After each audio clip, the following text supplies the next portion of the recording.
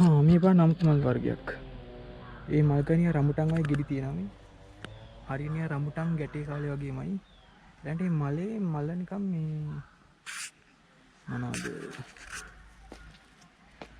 කැලණි තිස්ස මල්. ඉස්සර අපේ ගෙවල් පැත්තේ තිබ්බ දැන් නැහැ. නෑ කැලණි තිස්ස මල් නෙමෙයි. කහ මල්. නෑ කහ මල්ලේ ගෙඩියක දැතින මේ අදමනේ දැක්කේ. මේ තියෙන රඹුටන් ගෙඩිය වගේ එකක්.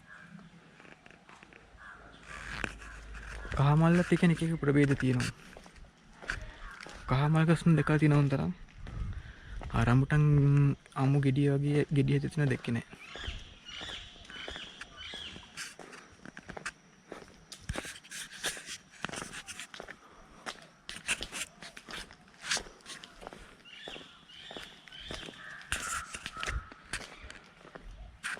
මම අර කලින් කිව්වා වගේ ගොඩක් අර පිකොරා ස්ටේජ් 5 පූඩලුවේ ඉඳන් වටවලට යද්දි මුඩක්ම මේ මුල් හරිය යන්න තියෙන්නේ මේ ගම් මැදින්.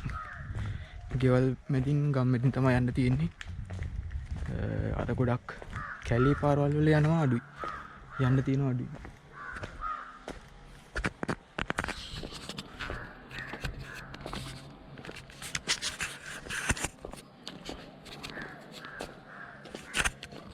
ඊළාට මේ පැත්තේ ගොඩක් මේ තියෙන්නේ කුෂිකර්මාන්තේ.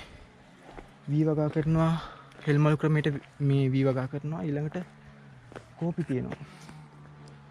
කෝපි වගා කරලා තියෙනවා. මේ තියෙන කෝපි ඊළඟට තේවතු. ගොවිතැන් තේවතු කෝපි ඔවා තමයි මේ ගොඩක් වගා කරන්නේ. ගොඩක් වගා කරලා තියෙනවා. කොහොමද අර ඈතින් තියෙන ගල් පර්වතේ